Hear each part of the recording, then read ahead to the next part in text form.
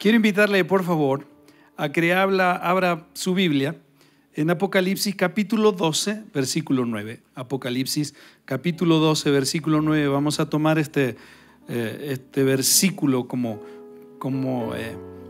iniciación para sentar las bases del tema que el Señor me permite compartir en este día. Le puse como título: consecuencias de vivir bajo el engaño. Dígale que está a su lado: consecuencias de vivir bajo el engaño.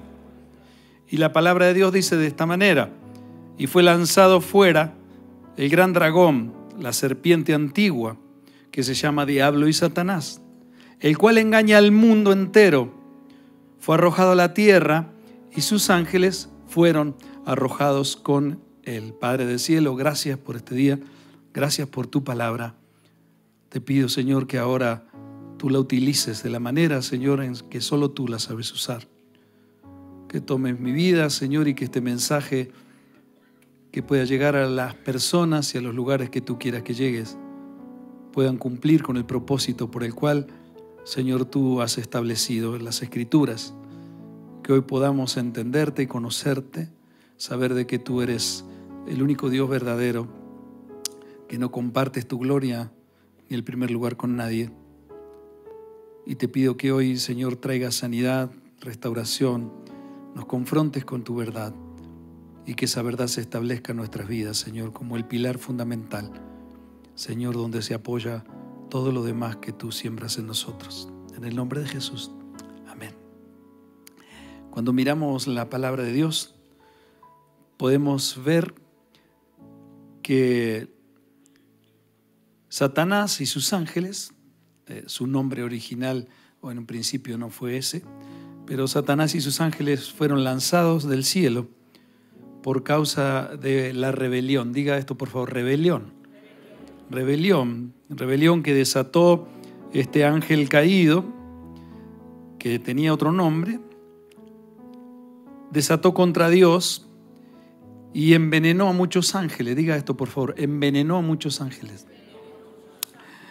Si leemos un poquito más arriba, Apocalipsis capítulo 12, versículos 7 y 8, dice la palabra: Miguel y sus ángeles luchaban contra el dragón. Y luchaban el dragón y sus ángeles, pero no prevalecieron, ni se halló ya lugar para ellos en el cielo. Según la palabra, estos seres celestiales perdieron su lugar de privilegio por rebelarse contra el Creador. Siempre la rebelión produce ese tipo de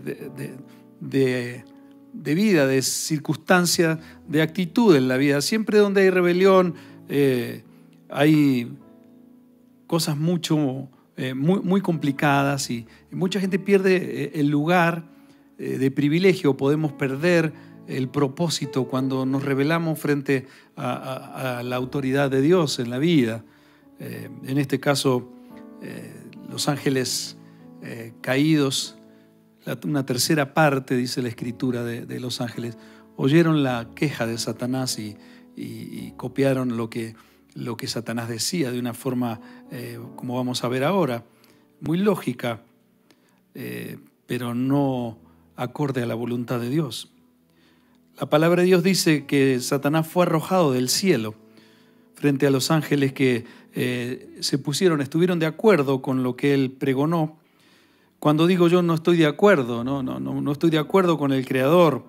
No puede ser que Dios haya creado una criatura que sea menos poderosa, menos completa que yo, más ineficaz, imperfecta, mucho más que yo, y que Dios le dé un lugar de honra y le ame más que a mí, que soy mejor.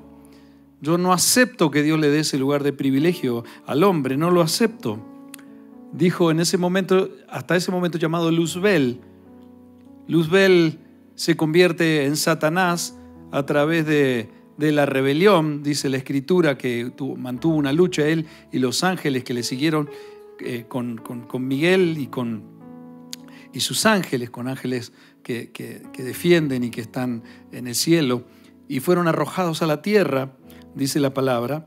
Y este ángel querubín Dice la Escritura, si usted lee Ezequiel, dice que era el símbolo de la perfección. Algunos estudiosos dicen que era el director de alabanza en el cielo, encargado de glorificar a Dios, y que donde él se movía era tan perfecto y tan admirable que verdaderamente era algo brillante, el símbolo de la perfección, dice la palabra que era, pero no pudo superar, no soportó que Dios haya creado un ser inferior, alguien que no tenga las capacidades que este ángel tenía o tiene, y se rebeló contra Dios. Se rebeló y pierde en ese lugar de honra. Y dice la palabra que fue arrojado del cielo. No estoy de acuerdo con el Creador. No puede ser que haya una criatura inferior a mí y que Dios la ame. Y convierte ese mensaje en un veneno mortal donde muchos ángeles le siguieron. Comienza a regar Satanás ese resentimiento. Diga por favor, resentimiento. Resentimiento por todos los lugares celestiales empieza a regar y ese lógico rumor que comienza a infectar a otros seres espirituales, angelicales, fue lo que los llevó a la ruina eterna. Por eso es tan importante que nosotros prestemos atención, sobre todo a lo que Pablo dice a la iglesia no a la iglesia, sino a los hebreos que se habían convertido a Cristo. Y dice estas palabras, Hebreos capítulo 12, versículo 15. Dice, mirad, dice la Nueva Versión Internacional, asegúrense de que nadie deje de alcanzar la gracia de Dios, de que ninguna raíz de amargura brote y cause dificultades y corrompa a muchos.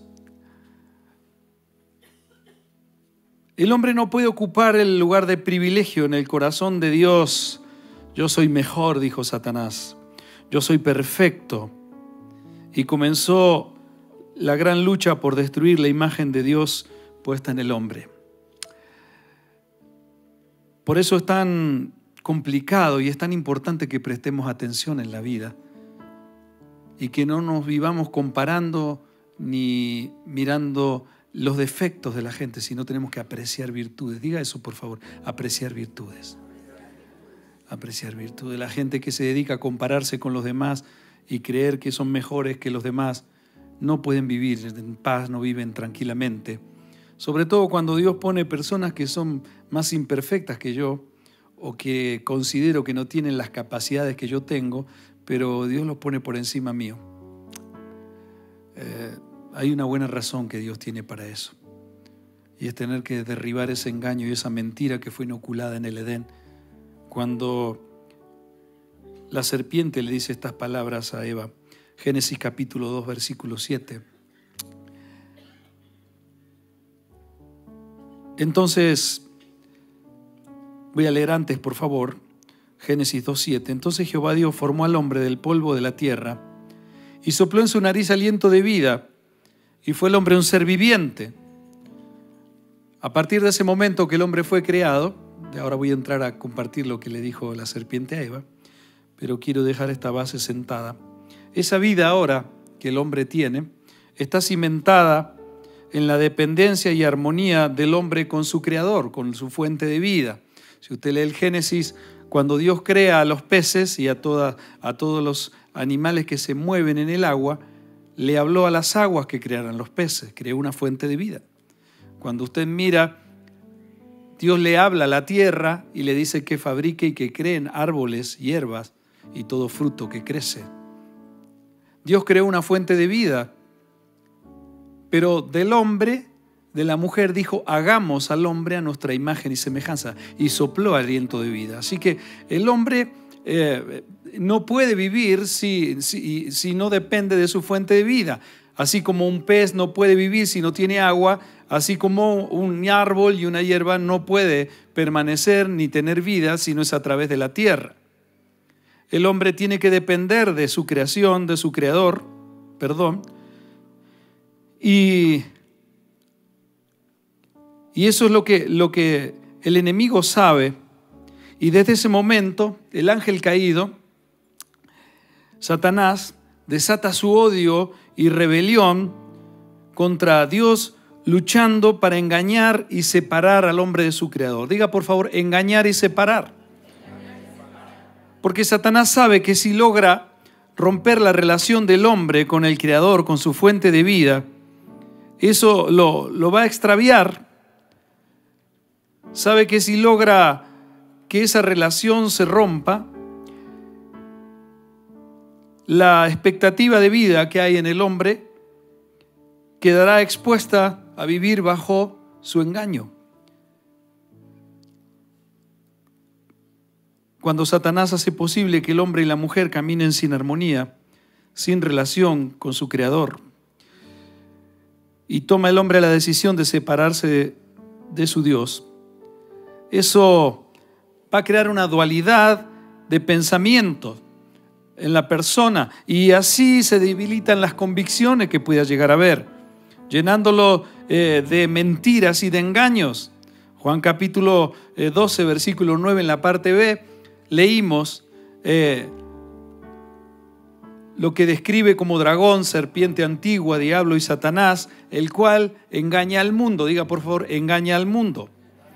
Engaña al mundo. El Satanás y sus huestes fueron enviadas a la tierra, perdieron su lugar y hoy viven regenteando el lugar que el hombre tenía para administrar y que Dios le había confiado para administrar esta tierra, quedó en manos del enemigo.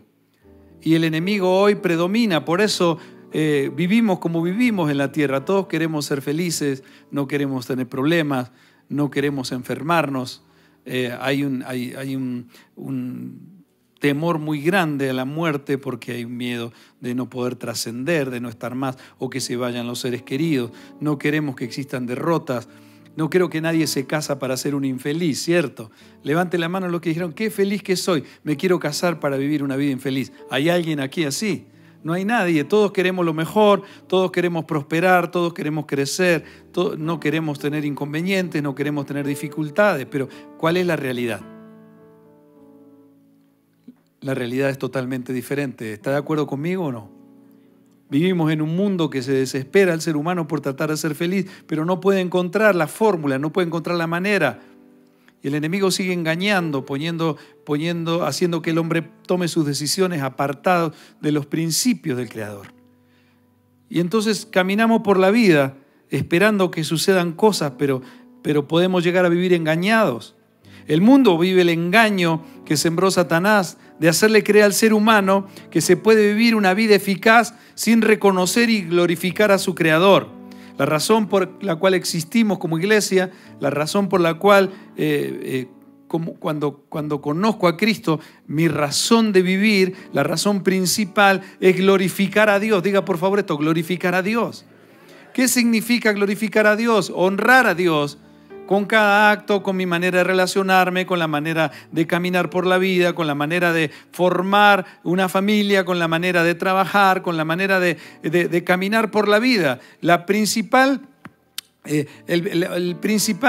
mandamiento o la principal meta que nosotros debemos tener como hijos de Dios es glorificar a Dios, es darle gloria a Dios. Es llevarse, que Él se lleve todos los aplausos, se lleve toda la honra, se lleve toda la gratitud. Cuando el ser humano vive engañado bajo el engaño del enemigo, se cree que puede vivir una vida eficaz sin glorificar al Creador, haciendo su propia vida, y cuando eso pasa, el enemigo puede llegar a hacer que todos los talentos y las habilidades que Dios ha puesto en cada uno para darle gloria a Él, sean usados para propósitos egoístas que te pueden llevar a la derrota. Los talentos, las habilidades que Dios puede poner en cada persona y que nos pueden llegar a ser importantes o diferentes en la vida, porque esos son herramientas que nos pueden llevar a trascender. Para muchos eso se convierte en un arma, en contra se convierte en un problema. Por eso usted encuentra gente que a través del talento trasciende, un talento musical, una habilidad deportiva, algunas capacidades para hacer negocios, algunos talentos que pueda llegar a tener, pero cuando logran trascender y ser reconocidos, ser mediáticos a través de lo que han recibido, eso termina siendo su ruina. Porque apoyan sus expectativas en todo eso. Por eso estamos como estamos. Y usted ve gente mediática con unos talentos tremendos, pero siembra una confusión terrible en la vida de los jóvenes, en la vida de la gente, que los toman como modelos para su vida. Y cuando encuentran o conocen un poco de su vida privada, se empiezan a dar cuenta que pueda llegar a ser un fraude. Que todo lo que irradian y lo que demuestran cuando el talento se está manifestando es todo lo contrario a lo que puedan vivir en la intimidad. Y eso es lo que hace el enemigo con los talentos que Dios ha puesto en cada uno de nosotros para darle gloria. Hacen que sean usados para propósitos egoístas y pueden eso llevar a la derrota a la persona. Porque siempre el enemigo va a tratar de que tomes decisiones equivocadas, tratará de engañarte, porque como dice Juan capítulo 8, versículos 44, el enemigo dice, y fue Juan 8, 44, dice: vosotros, cuando Jesús tenía una discusión con los religiosos de ese momento, imagínense la gente que enseñaba a vivir de acuerdo a lo que Dios establece, estaban hablando con el mismo Dios y ellos le querían enseñar a Dios. Qué tremendo, ¿no? Y ellos lo rechazaban a Dios y le querían enseñar a Dios lo que Dios mismo les había enseñado al ser humano que ellos tendrían que enseñar. Entiéndelo, como dicen los paisas, lo charro que somos los seres humanos, ¿cierto? Entonces Jesús les dijo: vosotros sois de vuestro padre el diablo y los deseos de vuestro padre queréis hacer. Él ha sido homicida desde el principio y no ha permanecido en la verdad porque no hay verdad en él.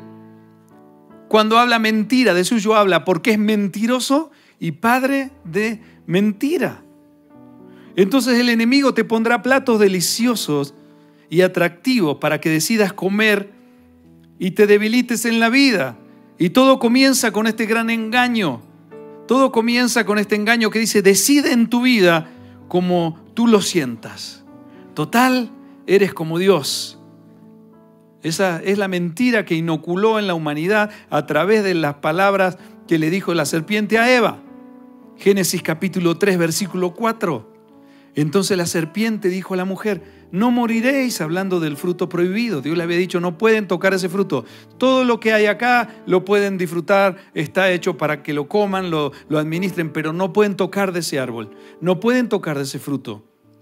La serpiente le dijo a la mujer: no moriréis, sino que sabe Dios que el día que comáis de él, serán abiertos vuestros ojos y seréis como Dios, sabiendo el bien y el mal.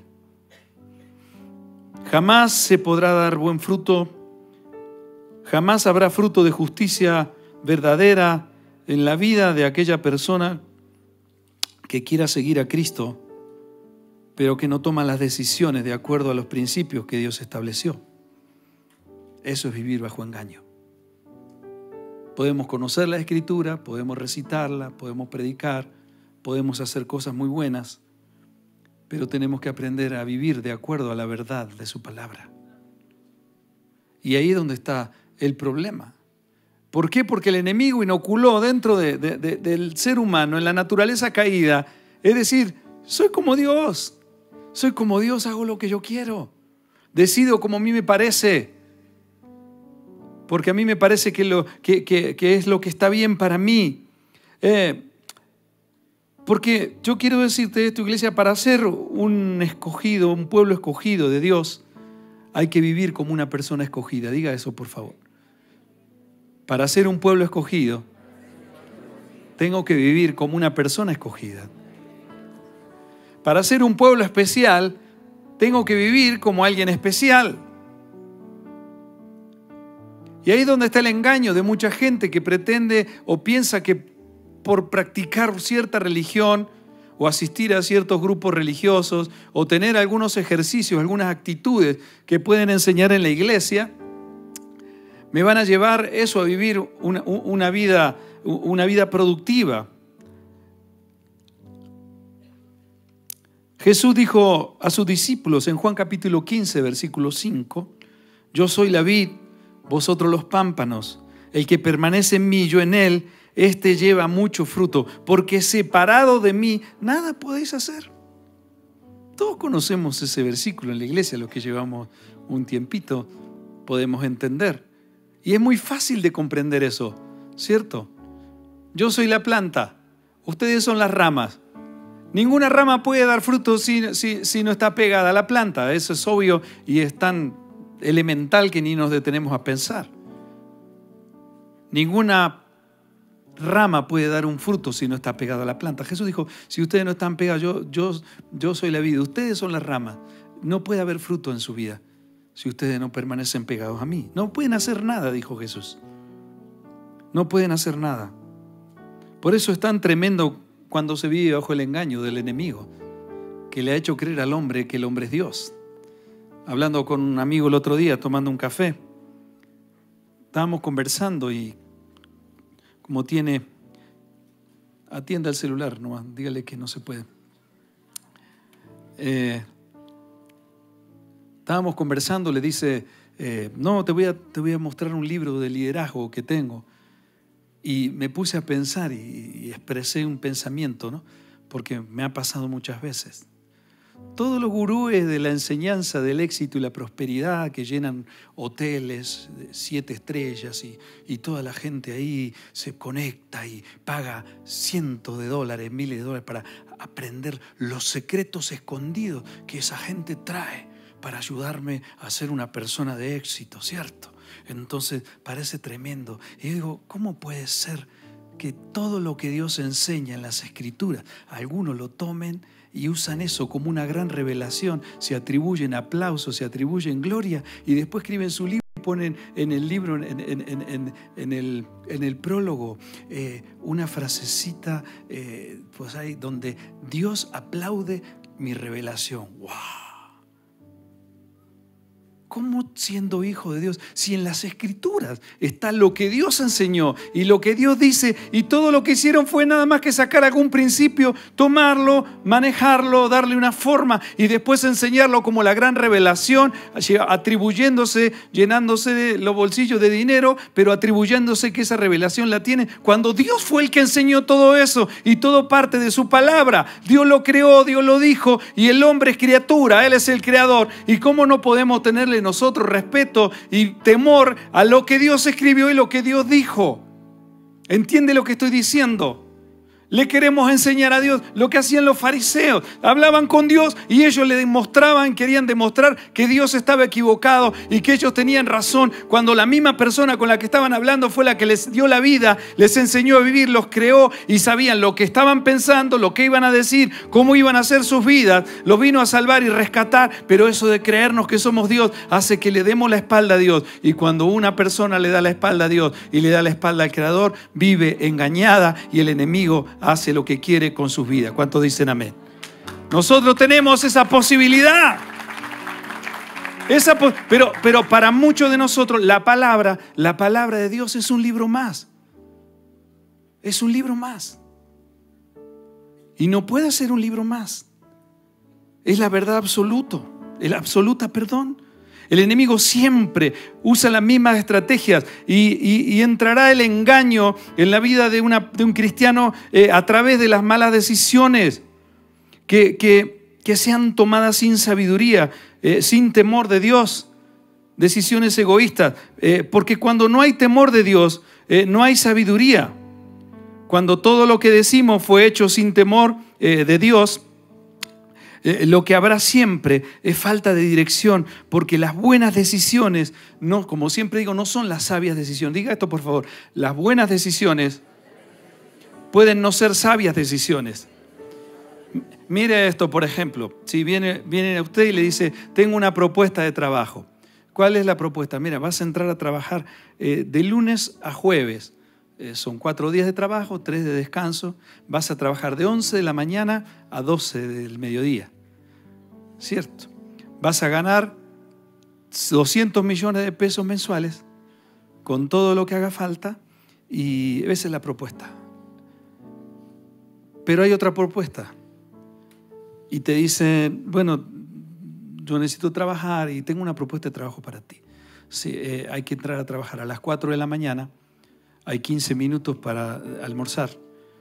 se trabaja de 4 de la mañana a 6 de la tarde, vas a ganar un poquito más que el mínimo. Tu trabajo es de lunes a viernes y el sábado solamente trabajas de 4 de la mañana a 12 del mediodía y el domingo vas a entrar en turnos rotativos por la noche y tú tienes que decidir.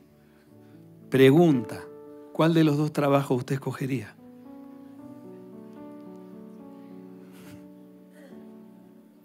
La pregunta es, ¿qué es lo que tengo que hacer en un trabajo y qué es lo que debo hacer en otro?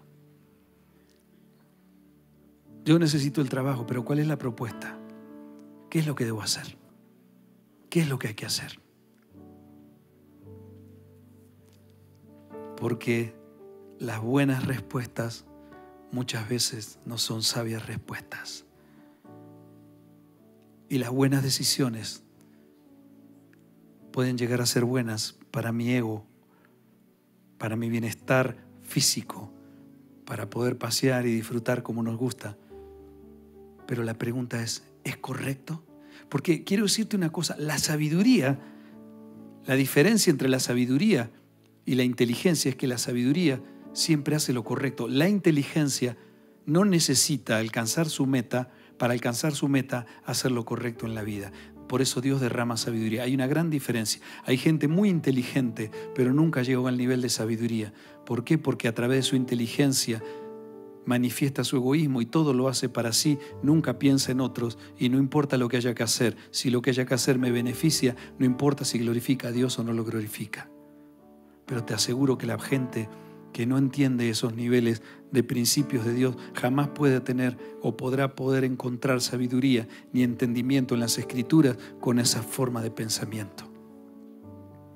Por eso el Señor habla de arrepentimiento, de arrepentirme de la vida pasada. No se puede vivir una vida cristiana productiva y verdadera si no hay un arrepentimiento al pasado de orgullo, de egoísmo y de pecado. ¿Cuántos dicen amén? El mundo vive bajo el engaño que sembró el enemigo. Proverbios capítulo 1, versículo 7. Dice, el sabio, el principio de la sabiduría es el temor de Jehová.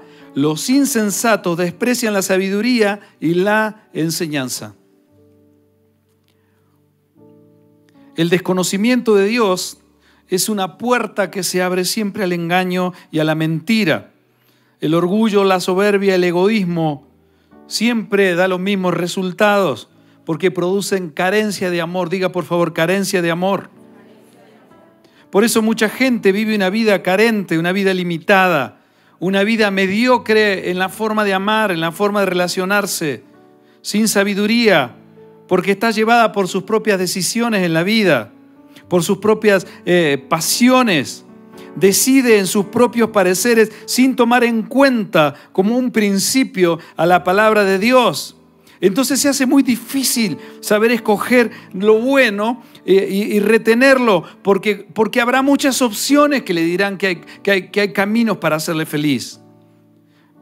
Primera de Tesalonicenses capítulo 5, versículos 21 y 22. Dice, examinadlo todo, le dijo Pablo a los de la iglesia de Tesalónica, y retened lo bueno. También le dijo estas palabras a los corintios. Primera de Corintios capítulo 10, versículo 23.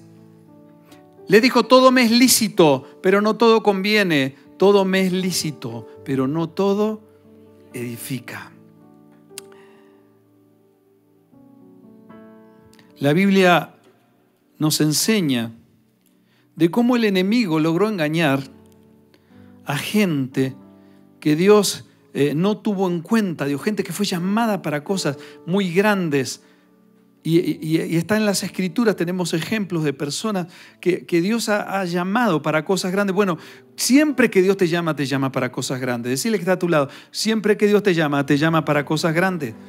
Dios te llamó para cosas grandes. ¿Por qué? Porque mira, nos llamó para extender el mensaje más extraordinario y más grande que puede existir en la faz del universo, que son la buena nueva de Jesucristo, las noticias de salvación y vida eterna. A eso te llamó el Señor primeramente, a poder darle gloria y a poder transmitir ese mensaje de salvación que un día llegó a tu vida y te dio esa posibilidad de nacer de nuevo en Cristo Jesús.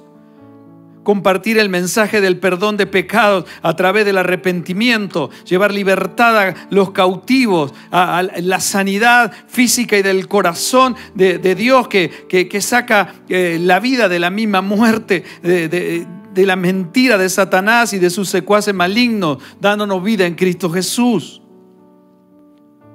Y la Biblia tiene ejemplo de personas que han caído en su vida y no han podido levantarse y trascender, aún teniendo un gran llamado, porque nunca tuvieron en cuenta a Dios.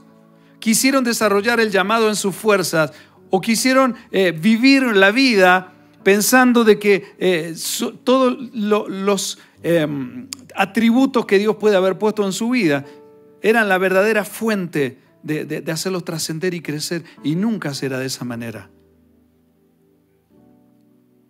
Jueces capítulo 13, versículo del 1 al 5, hay un ejemplo tremendo de un hombre que Dios llamó para libertar a su nación. Y dice, los hijos de Israel, dice, volvieron a hacer lo malo ante los ojos de Jehová. Y Jehová los entregó en manos de los filisteos por 40 años. Y había un hombre de Sora, de la tribu de Dan, el cual se llamaba Manoa, y su mujer era estéril, y nunca había tenido hijos. Esta mujer apareció el ángel de Jehová y le dijo, he aquí tú eres estéril y nunca has tenido hijos, pero cubrirás y darás a luz, concebirás, y darás a luz un hijo. Darás a luz un hijo. Ahora pues, no bebas vino ni sidra, ni comas cosa inmunda, pues he aquí concebirás y darás a luz un hijo. Y navaja no pasará sobre su cabeza, porque el niño será nazareo a Dios desde su nacimiento, y él comenzará a salvar a Israel de mano de los filisteos. Será nazareo. Ahora vamos a explicar eso. Jueces capítulo 13, ahí versículos 24 y 25, dice la palabra, y la mujer dio a luz un hijo y le puso por nombre Sansón. Y el niño creció y Jehová lo bendijo, y el espíritu de Jehová comenzó a manifestarse en él, en los campamentos de Dan, entre Sora y Estaol. Y fue así que Dios levantó entonces con el propósito de libertar a su nación de las garras de los filisteos. Pero había en su vida, en la vida de Sansón, había áreas que no coincidían con su llamado. Había áreas en su vida que nunca permitió que Dios tratara y no coincidían en el llamado que Dios le había hecho a Sansón con esas áreas de su vida, esas formas de vivir y de enfrentar la vida. Porque su estilo de vida, las decisiones siempre fueron movidas por su propio parecer.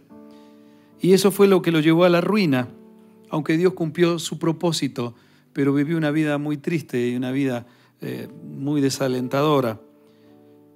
Sansón fue formado en una nación religiosa llena de confusión espiritual porque estaba mezclada con otro sistema de creencias. Ellos eran cautivos, fueron cautivos por 40 años, vivían prisioneros de una nación, otro idioma, otras costumbres, otras comidas, otro sistema de creencia, otros rituales, otra forma de ver la vida. Sansón vivía en una nación llena de adulterio espiritual, con dirección incierta. Él tenía que marcar una diferencia porque había sido consagrado a Dios con el voto del nazareo desde el vientre de su mamá. Sansón tenía unas habilidades tremendas, pero en la consagración de su voto era donde estaba la fuente de su éxito. Diga esto, por favor. En la consagración de su voto era donde estaba la fuente de su éxito. Pero sus pasiones lo dominaban siempre lo dominaban. Dios le había dicho a su madre estas palabras, como acabamos de leer en Jueces 15, en el versículo 5. Le dijo, concebirás y darás a luz un hijo, y navaja no pasará sobre su cabeza. O sea, no podía cortarse el cabello durante el tiempo que dura el nazareato. Lo que pasa es que Sansón no podía cortarse el cabello, porque había sido consagrado para el nazareato desde el vientre de su mamá, era toda su vida. Había gente que tomaba decisiones del nazareato por tiempos determinados. Y le dice, no le pasarás navaja sobre su cabeza. Y el niño será nazareo a Dios desde su nacimiento. Mira, el nazareo se caracterizaba exteriormente porque no se cortaba su cabello la persona. Eso lo distinguía de todos los demás. La gente veía quizá por las calles una persona, un hombre con el cabello muy largo, muy crecido, y dice, ahí va un nazareo, ahí va una persona que marca una diferencia porque ha hecho un voto de consagración, se ha consagrado totalmente a su Dios. Y la gente veía eso. Esa era una de las señales. Otra era que no podía tomar bebidas alcohólicas ni tocar muertos, no podía tomar vino. Números capítulo 6, versículos del 2 al 7. Ellos lo sabían en el libro de Deuteronomio, Números capítulo 6, versículo 2. Ellos sabían lo que la palabra decía. Dice, habla a los hijos de Israel y diles, el hombre o la mujer que se apartare haciendo voto de nazareo para dedicarse a Jehová, se abstendrá de vino y de sidra, no beberá vinagre de vino ni vinagre de sidra, ni beberá ningún licor de uvas, ni tampoco comerá uvas frescas ni secas. Todo el tiempo de su nazareato, de todo lo que se hace de la vid, desde los granillos hasta el ollejo, no comerá. Todo el tiempo del voto de su nazareato no pasará navaja sobre su cabeza, hasta que sean cumplidos los días de su apartamiento, de su apartamiento a Jehová. Será santo, dejará crecer su cabello. Todo el tiempo que se aparte para Jehová, no se acercará a persona muerta, ni por su padre, ni por su madre, ni por su hermano, ni por su hermana podrá contaminarse cuando mueran, porque la consagración de su Dios tiene sobre su cabeza. Entonces, el nazareo, desde su mamá, ya Sansón tenía que vivir una vida diferente. La bebida popular y la bebida común de la gente en ese tiempo, ¿cuál era? El vino, el jugo de la vid. Ahora, mire esto qué interesante. Cuando Pablo nos enseña en las Escrituras, no se embriaguéis con vino, en lo cual hay disolución, antes bien sed lleno del Espíritu Santo.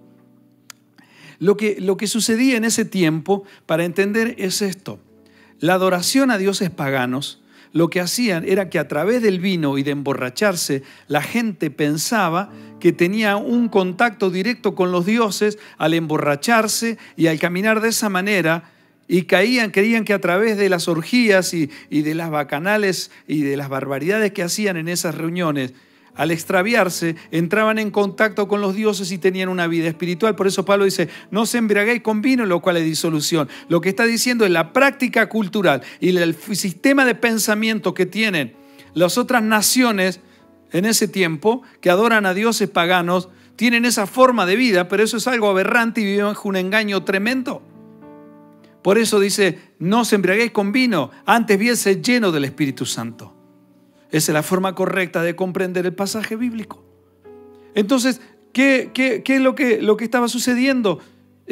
Su voto no le permitía entrar en las costumbres ni en las prácticas paganas en las que vivía la gente donde ellos estaban habitando, en la que era algo general y algo muy normal, como es algo tan normal culturalmente, donde la religión o donde la cultura se ha metido en la religión. Entonces teníamos días tan trascendentes o culturalmente religiosos donde practicamos cosas que ni sabemos para qué sirven. Sansón tenía que vivir en ese nivel de consagración, pero siempre vivió a su manera.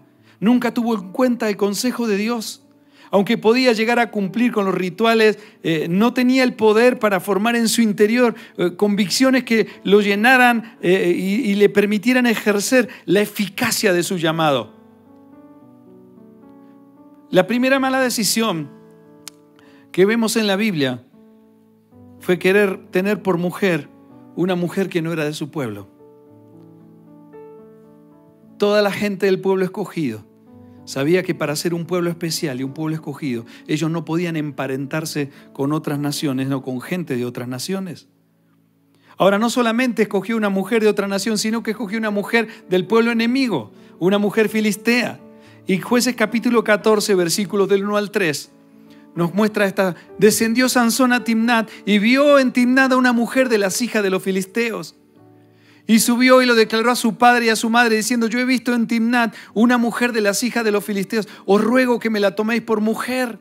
Yo quiero esa papá, quiero que vayas y quiero esa. Y su padre y su madre le dijeron, ¿no hay mujer entre las hijas de tus hermanos? Ni en todo nuestro pueblo para que vayas tú a tomar mujer de los filisteos incircuncisos. Y Sansón respondió a su padre, tómame esta por mujer, porque ella me agrada. Las pasiones y los deseos estaban gobernando su vida por encima de los principios. Cuando veo jóvenes, cuando veo tanta gente que no puede desarrollar en su vida cristiana la eficacia, no hay revelación, no hay entendimiento, empiezan a caminar y muchas veces no se toman en cuenta decisiones que se toman apartadas del plan de Dios. ¿Por qué Dios estaba diciendo eso? ¿Por qué Dios le decía a su pueblo, no se unan de esa manera con gente de otros pueblos? Parece algo, cierto, como muy elitista, ¿no? Como muy, ¿de qué te la das? ¿De que sos diferente? Dígale al que está a su lado, ¿de qué te la das? ¿Que sos diferente? Sí, en Cristo soy diferente. Si soy un pueblo especial, tengo que vivir como pueblo especial. Y si Dios lo dice por alguna buena razón, no por una mala razón. Las pasiones desordenadas llevaron a Sansón a colocar los mandatos de Dios en un segundo plano en su pensamiento, en su estructura pensante. Y así Sansón siguió por la vida jugando con su llamado, haciendo alarde de la fuerza sobrenatural que Dios le había dado, pero sin tener en cuenta a Dios. Porque quiero decirte algo, mucha gente toma malas decisiones.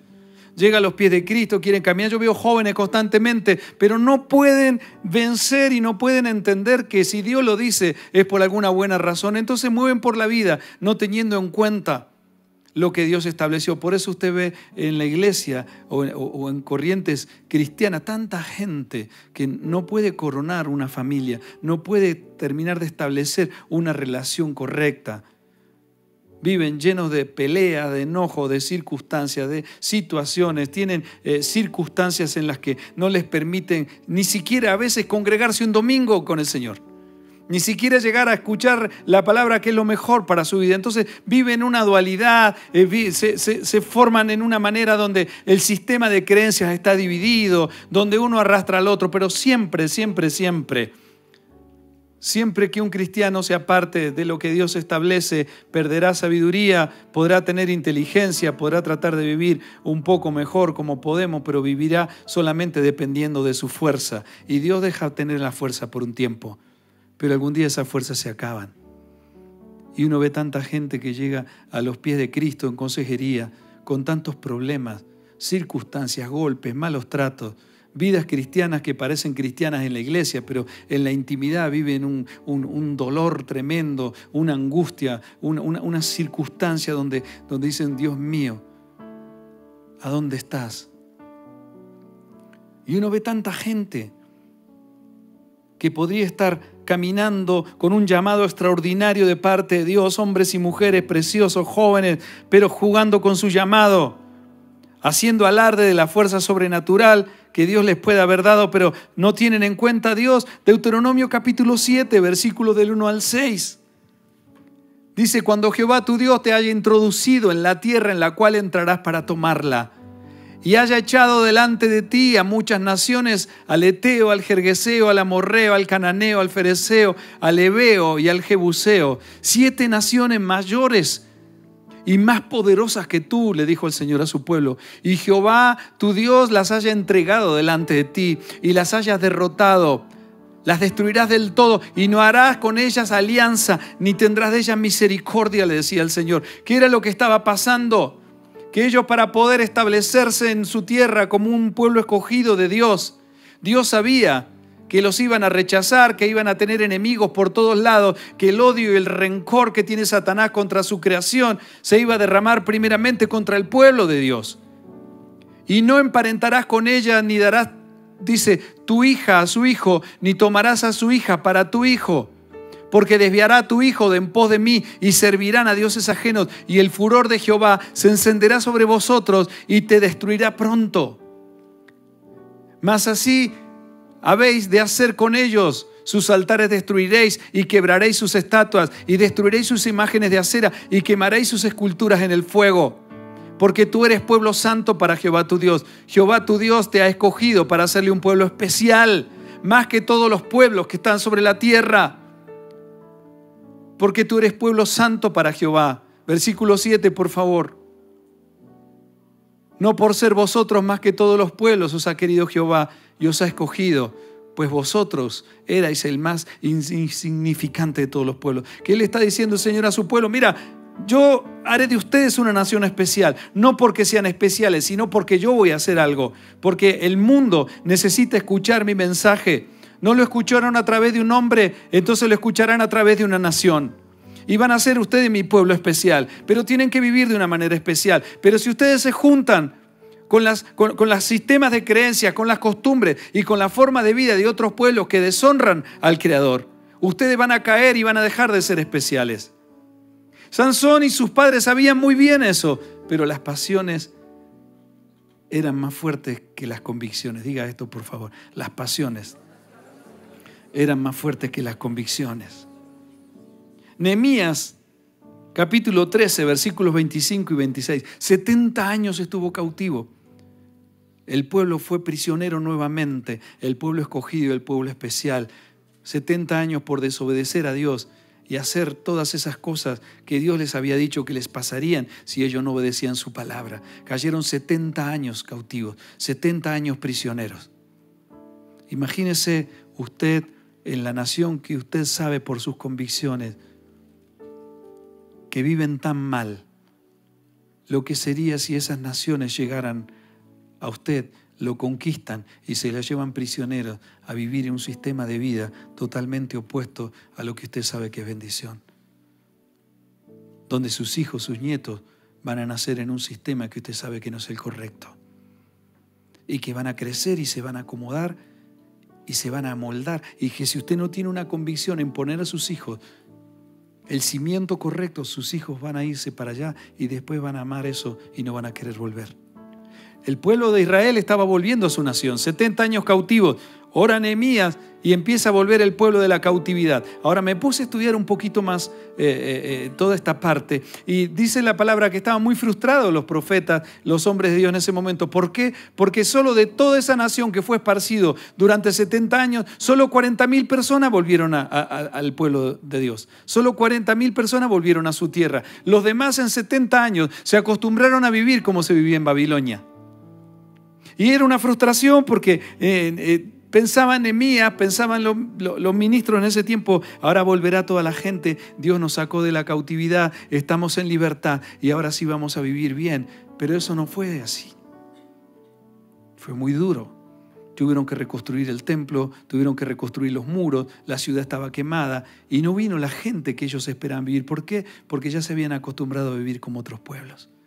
Entonces dice Nehemías, cuando empiezan a darse cuenta que dónde estaba el error y comienzan todos juntos a buscar de Dios y a volver a Dios, y entonces dice Nehemías, y reñí con ellos y los maldije y herí a alguno de ellos y les arranqué los cabellos y les hice jurar diciendo, no daréis vuestras hijas a sus hijos y no tomaréis de sus hijas para vuestros hijos ni para vosotros mismos.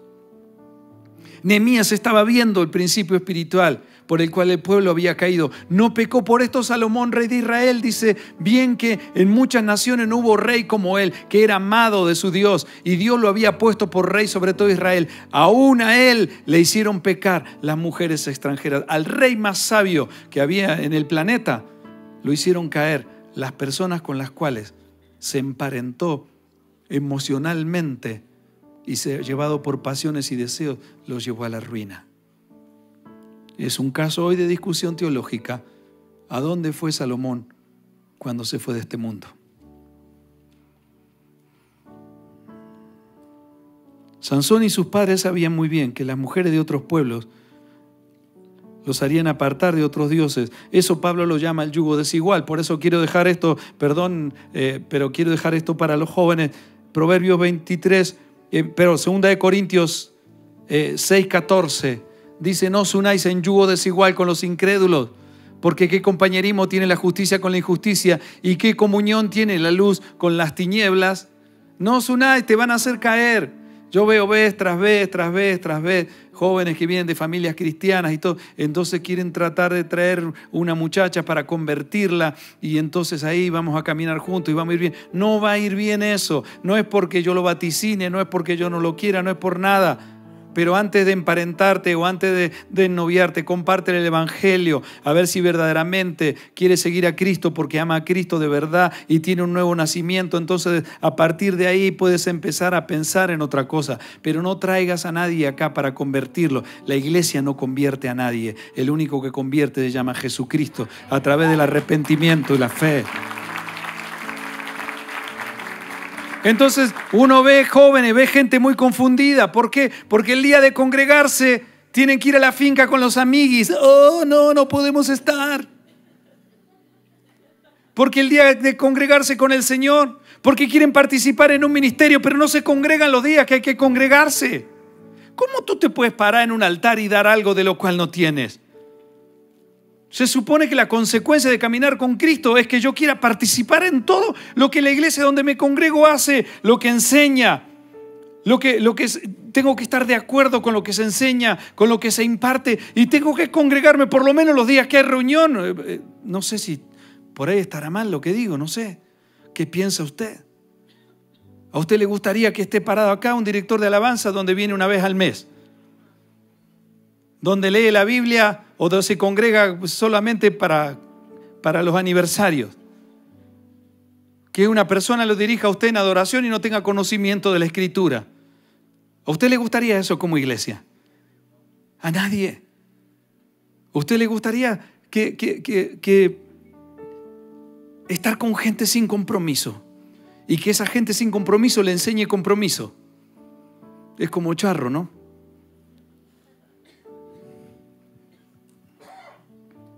Sansón sabía muy bien, sus padres lo sabían muy bien. Ahora Sansón siguió jugando con su llamado. Jueces 16:1. Fue Sansón a Gaza y vio allí una mujer ramera y se llegó a ella. Sansón, ¿qué estás haciendo? Proverbios 23, 27 y 28, nueva versión internacional, dice: porque fosa profunda la prostituta y estrecho pozo la mujer ajena. Se pone al acecho como un bandido y multiplica la infidelidad de los hombres. No podía comprender, no podía entender Sansón. Ahora, Jueces capítulo 16, 4. Dice la palabra: después de esto, aconteció que se enamoró de una mujer en el valle de Sorek, la cual se llamaba Dalila. Y es a través de Dalila que el enemigo comienza a trabajar para consumar la destrucción sobre este hombre llamado para ser libertador de su nación. Y siendo creado para liderar a su nación, Sansón termina viviendo como esclavo de los enemigos. ¿Qué fue lo que pasó, Señor? ¿Qué pasó con las profecías que me dieron cuando vino la vidente a la iglesia? No voy a decir el chiste porque lo digo siempre. ¿Lo digo o no? Le decían la vidente porque tenía 2 dientes nada más, la vidente. Mis hijos ya no me aguantan más, pero bueno.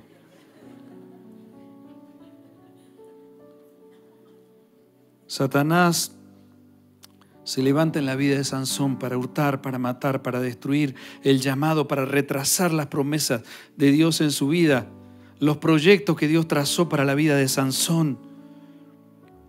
Empezaron a detenerse, a ser destruidos, y así sigue operando el enemigo hasta el día de hoy, donde mata las ilusiones, los triunfos eternos que Dios prometió en muchos hijos de Dios, que Dios está dando y promesas que Dios le da a sus hijos, ¿cierto? Para vivir vidas productivas, vidas con propósito en los hogares, formar matrimonios en el Señor, tener ministerios en la iglesia que sean ministerios productivos, ministerios que levanten, que animen, que lleven todos los dones y la presencia de Dios a la vida de la gente.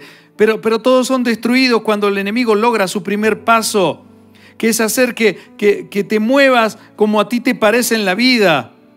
Porque cuando el enemigo logra hacer eso, entonces es cuando uno vive bajo el engaño terrible Porque como Sansón, quiero decirte, se puede hacer uso, se puede hacer alarde de la fuerza por algún tiempo, pero va a suceder como dice el Proverbio capítulo 26, versículo 2, como el gorrión en su vagar y como la golondrina en su vuelo, así la maldición nunca vendrá sin causa.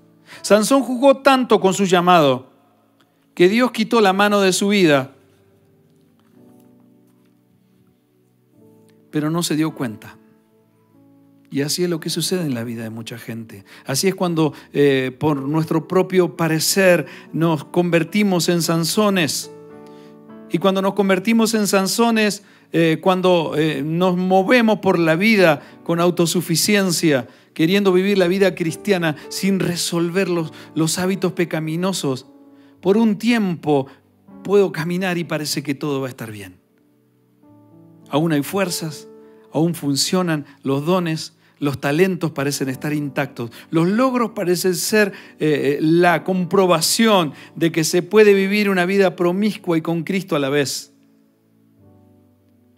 Hasta que Dios deba llevar hasta el fondo, permite caer hasta el fondo y hasta que uno no toca el piso, no puede recoger impulso para subir. Hasta que entiendas que lo que Dios te dice, te traje a este mundo para desarrollar un propósito y no es tu propósito, dice el Señor, es el mío. Ese es el privilegio que te doy y que aún no has podido ver.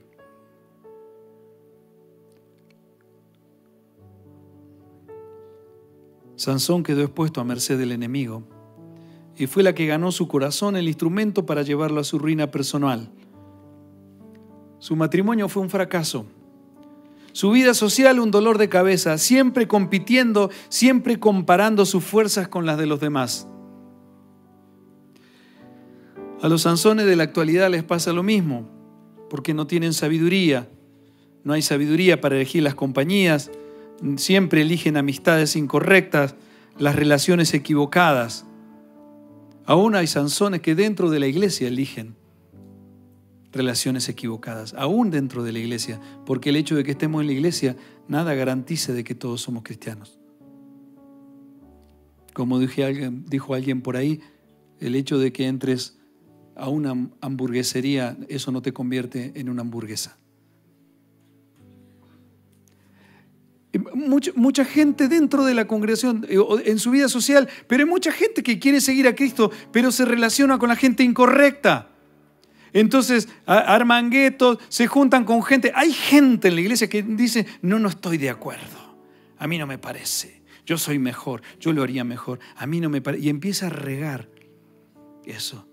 Y las personas que escuchan eso son los que forman guetos, los que se arman, en muchos casos arman grupos de oraciones en sus casas.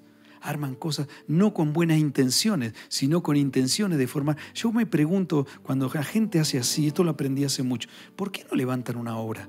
Si Dios quiere que se levanten iglesias, ¿por qué no tienen el valor y la valentía de decir, Dios me llamó, voy a comenzar un grupo de oración en mi casa, donde sea, voy a levantar una congregación y voy a dejar de estar tratando de dividir el pensamiento de gente, tratándola de llevar, que no piense igual como Dios estableció una visión, una misión? Además, levanta un grupo de oración, levanta una iglesia, predica el evangelio y de donde Dios te ponga, y entonces podrás honrar y glorificar a Dios. ¿Por qué tener que andar hablando cosas que no edifican, cosas que no sirven? Decirle al que está a tu lado, tienes que relacionarte con la gente correcta. Y la gente correcta en la iglesia es la que está de acuerdo a la visión que Dios estableció en la iglesia. Porque cuando hay otra visión, eso significa dos visiones diferentes. Y dos visiones diferentes significan, alguna vez me enseñó un pastor, división, dos visiones. Lo mismo pasa en una familia, lo mismo pasa en un matrimonio, lo mismo pasa en una sociedad laboral, en cualquier ámbito. Tienen que estar de acuerdo. Yo sé que no despierta, como dice un pastor amigo, muchos amenes, pero sabiduría para elegir a los compañeros. Siempre cuando se eligen las relaciones equivocadas, uno se va aislando cada vez más de la familia de Cristo. Escuche bien esto, se va aislando de la familia de Cristo. Por eso usted ve gente en la iglesia así, ¿no? Que lo miran a uno con... Lo miran a uno como si uno hubiera hecho algo, ¿no? Y uno pasa por al lado.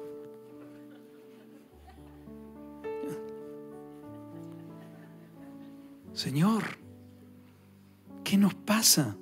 ¿Qué nos pasa? Nunca te olvides que cuando el enemigo entra es despiadado, no tiene misericordia, va hasta el final, no quiere parar hasta destruirlo todo, va a dejarte solo, va a dejarte sola y se aprovechará de tu condición. Por eso Juan capítulo 8, versículo 44, como leímos, pero la parte B, dice que el diablo es homicida desde el principio y no ha permanecido en la verdad porque no hay verdad en él. Va a tratar de matar, de hurtar, de destruir y asesinar tu futuro. Por favor, le pido, volvamos a Jueces capítulo 16, versículo 5. Y vinieron a ella, está hablando de Dalila, los principales de los filisteos y le dijeron: engáñale e infórmate en qué consiste su gran fuerza y cómo lo podríamos vencer para que lo atemos y lo dominemos. Ahí comienza Dalila a hostigar a su esposo hasta engañarlo. Dice Jueces capítulo 16, versículo 16. Y aconteció que presionándole ella cada día con sus palabras e importunándole, su alma fue reducida a mortal angustia. El alma de Sansón fue reducida, dice, a mortal angustia.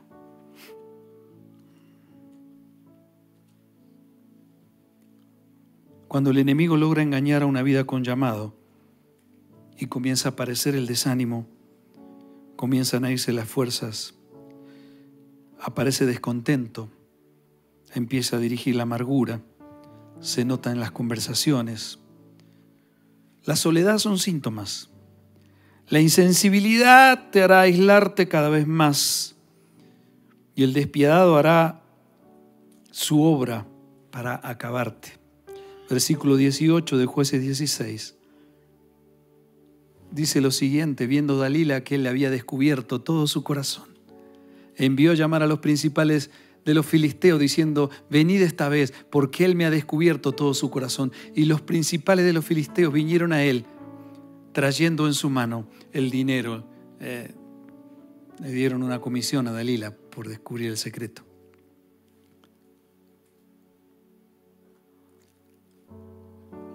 Sansón descubre su corazón a la persona equivocada y que fue la persona que el enemigo usará para destruir su vida y su llamado. Y lo tremendo es que Sansón ya no se da cuenta de que todo lo que hizo especial a su vida no fue su fuerza, sino fue su Dios. Cuando uno vive engañado, vive bajo ese engaño. Sansón no podía darse cuenta que lo que hizo especial su vida no fue su fuerza, sino su Dios. Pero ya es tarde. Jueces 16, versículo 20. Dalila dice que le dijo: Sansón, los filisteos sobre ti. Luego que despertó de su sueño se dijo: esta vez saldré como las otras y me escaparé. Esta vez voy a salir como salí siempre. Total, Dios me perdona. Total, Dios es fiel. Total, Dios me ama. Total, me ama de tal manera que dio a su Hijo. Dios me sacará esta vez otra vez. Pero no sabía que Jehová ya se había apartado de él. Y el enemigo lo primero que hace, versículo 21, Jueces 16, 21, le quita la visión, mas los filisteos le echaron mano y le sacaron los ojos y le llevaron a Gaza y le ataron con cadena para que moliese en la cárcel. Cuando Satanás logra engañarte, te deja sin fuerza. Él estudia tus debilidades y tus fortalezas. Se informa de tu vida y te va a tratar de reducir, y la angustia te va a debilitar, te va a dejar sin visión, sin sueños, los anhelos, la visión para tu vida, para tu familia, para el ministerio. Todo se va. El versículo 16 dice: su alma fue reducida a mortal angustia. Entonces te encadena, lleva tu alma a una prisión, te acusa, te encarcela tu vida, te oprime, te deja ciego, te deja ciega, lastima, te desconsuela, te aflige. Pero quiero que por favor diga esto con voz fuerte: hay una gran noticia, aún hay una gran noticia, porque aún hay una gran esperanza. A pesar de todo, hay una esperanza, y la esperanza tiene nombre, se llama Jesucristo. ¿Cuántos pueden darle un aplauso?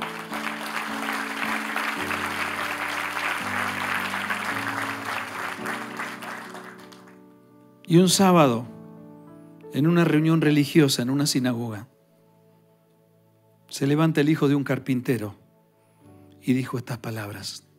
Lucas capítulo 4, versículos 18 y 19. El Espíritu del Señor está sobre mí, por cuanto me ha ungido Jehová para dar buenas nuevas a los pobres. Me ha enviado a sanar a los quebrantados de corazón, a pregonar libertad a los cautivos y vista a los ciegos, a poner en libertad a los oprimidos, a predicar el año agradable del Señor. Yo quiero decirte esto en este día. Puede ser que hayas tomado malas decisiones en tu vida. Puede ser que Satanás te haya engañado, que te hayas angustiado, que haya cegado la visión que un día tuviste, que haya lastimado tu alma, que haya dejado sin fuerzas y sin presente, sin futuro, donde la acusación del pasado no te deje tranquilo o tranquila. El enojo del presente y el temor al futuro sean lo que te está quitando el sueño.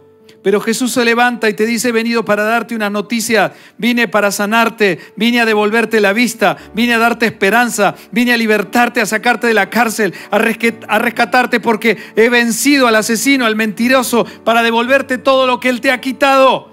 Si te humillas, si me reconoces, si te levantas, si abrazas mi palabra, si me crees, tengo para ti una nueva visión, una nueva esperanza, que mis misericordias, tienes que entenderlas, son nuevas cada mañana, y mi bendición no depende del que corre ni del que quiere, sino de Dios que tiene misericordia.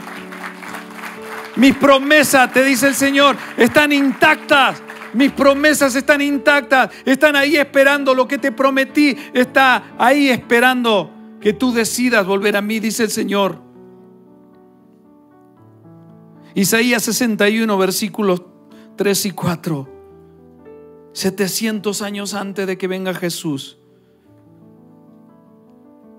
Isaías dijo de parte de Dios: vine a ordenar que a los afligidos de Sión se les dé gloria en lugar de ceniza, óleo de gozo en lugar de luto, manto de alegría en lugar de espíritu angustiado, y serán llamados árboles de justicia, plantíos de Jehová para gloria suya. Reedificarán las ruinas antiguas y levantarán los asolamientos primeros, restaurarán las ciudades arruinadas, los escombros de muchas generaciones. No solamente Él ha venido a salvarte y a libertarte, sino donde han quedado escombros quizá de las malas decisiones de tus padres, de tus abuelos, de las generaciones pasadas. El Señor te dice: vas a reedificar algo nuevo, vas a levantar nuevas generaciones. A través de tu vida se levantarán vidas que trascenderán, porque tú has tomado la decisión correcta, te has despojado de creerte que eres Dios y ahora te has vuelto a mí, y es lo que yo puedo llegar a hacer con una persona que se entrega a mí. Todavía no se ha podido ver, pero Dios te garantiza que no habrá más escombros, no habrá más ruinas pasadas. Todo será hecho nuevo, porque Dios te llamó a ti para grandes cosas. ¿Cuántos dicen amén? No por tus habilidades, no por tu fuerza. Isaías 61, 6 y 7 dice: y vosotros seréis llamados sacerdotes de Jehová, ministros de nuestro Dios seréis llamados. Comeréis las riquezas de las naciones, y con su gloria, dice, seréis sublimes.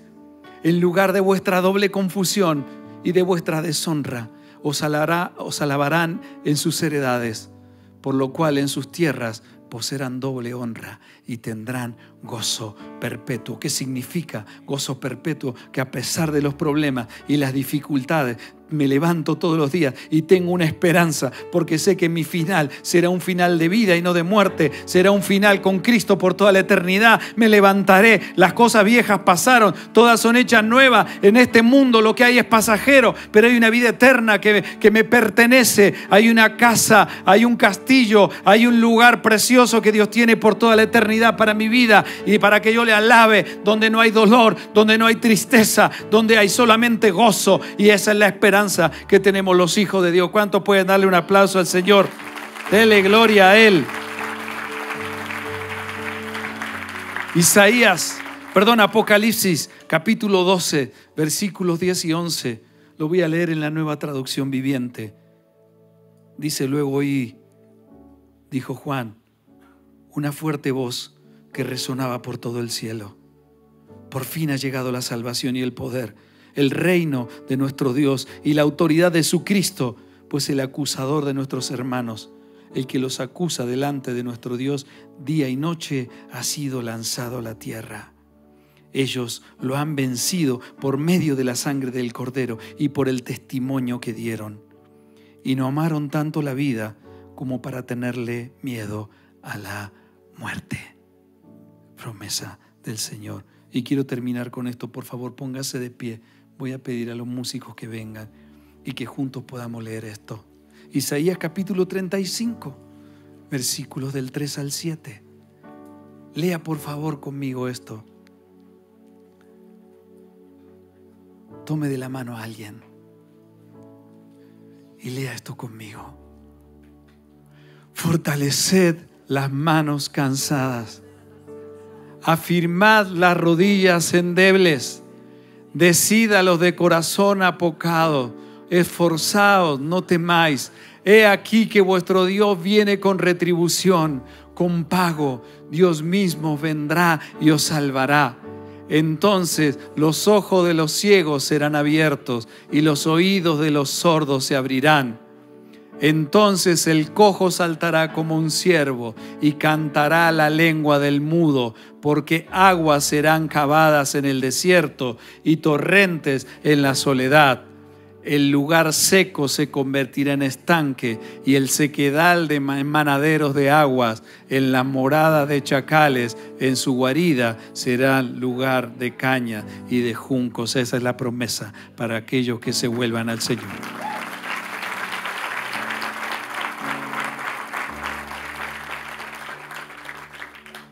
Juan capítulo 10, versículo 10 para terminar. El ladrón no viene sino para hurtar y matar y destruir. Yo he venido para que tengan vida y para que la tengan en abundancia. Hay esperanza para los Sansones de este mundo. Hay esperanza si podemos volvernos a Él y podemos caminar en la verdad de su palabra.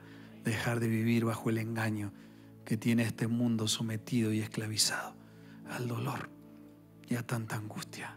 Nosotros tenemos ese mensaje. No vivas como Sansón. No vivas tu vida llevada de tu propio parecer. Abraza la palabra de Dios y dile: Señor, yo en mi fuerza no lo pude hacer. Hay áreas en mi vida que yo no puedo vencer. Hay circunstancias en mi vida que yo quisiera mejorar y cambiar, pero tú lo sabes que yo no puedo. Pero lo he querido hacer en mi fuerza, Señor. He luchado. Me duele mucho y sería terrible que pudieran ver esas áreas escondidas de mí. Pero tú las sabes, Señor. Por eso vengo delante de ti, Señor, a decirte: entrego mi vida. Dejo las armas, dejo de luchar en mis fuerzas. Y por favor, Señor, hazte fuerte en mi debilidad. Porque cuando soy débil, soy fuerte en Cristo Jesús. Si usted siente que Dios ha hablado a su vida, hoy puede ser el día. Hoy puede ser el día de recibir todas esas promesas para que Dios ponga un nuevo amanecer en mi forma de pensar, en mi forma de sentir, y pueda caminar por la vida con esperanza. Hoy puede ser el día. Si usted nunca le ha dicho a Jesucristo: entra en mi corazón y haz de mí la persona que tú quieres que sea, perdona mis pecados y haz de mí una nueva criatura, yo te recibo, Jesucristo, como mi Señor y mi Salvador. Gracias por lo que hiciste en la cruz. Amén y amén. Toque a alguien y dígale: vamos para adelante. En Él tenemos esperanza. La noche que el Señor fue entregado, habiendo dado gracias, tomó pan y lo partió y dijo: tomad, comed, esto es mi cuerpo que por vosotros he partido. haced esto en memoria de mí. Asimismo, tomó también la copa, después de haber cenado, diciendo: esta copa es el nuevo pacto en mi sangre. Haced esto todas las veces que la bebiereis en memoria de mí. Así pues, todas las veces que comiereis este pan y bebiereis esta copa, la muerte del Señor anunciáis hasta que Él venga.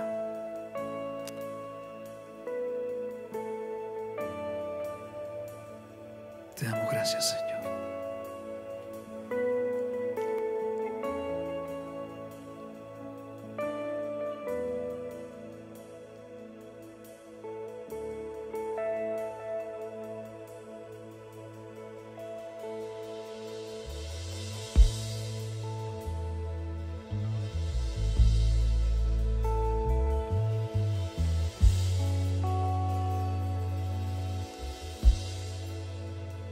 Si ha recibido su copa y el pan, vamos a participar juntos de esta cena. En el nombre de Jesús.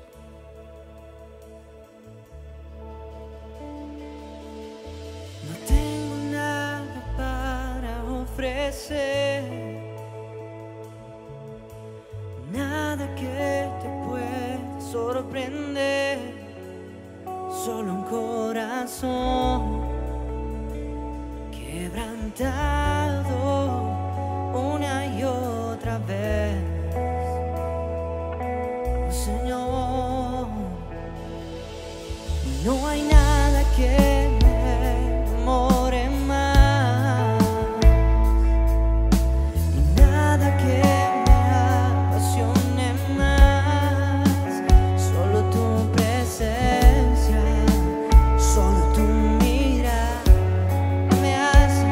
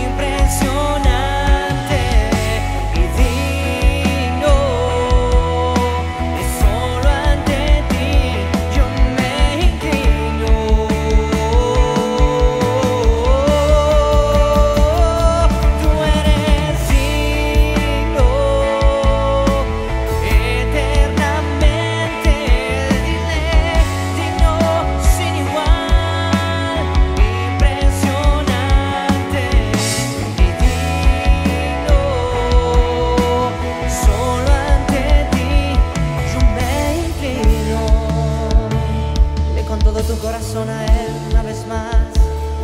Tú eres digno eternamente,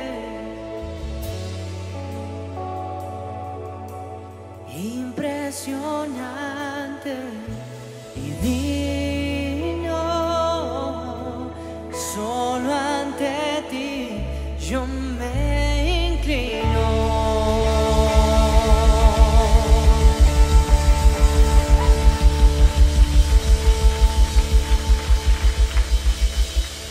Abrácelo a alguien fuerte, dígale: el Señor te bendiga y te guarde. Señor, tenga de ti misericordia. El Señor haga resplandecer su rostro sobre ti y el Señor te dé su paz. Señor, gracias por este tiempo. Bendícenos, fortalécenos y danos, Señor, el gozo perpetuo, que es lo que nos dará la fuerza para vencer y brillar en este mundo. Dios le bendiga. Gracias.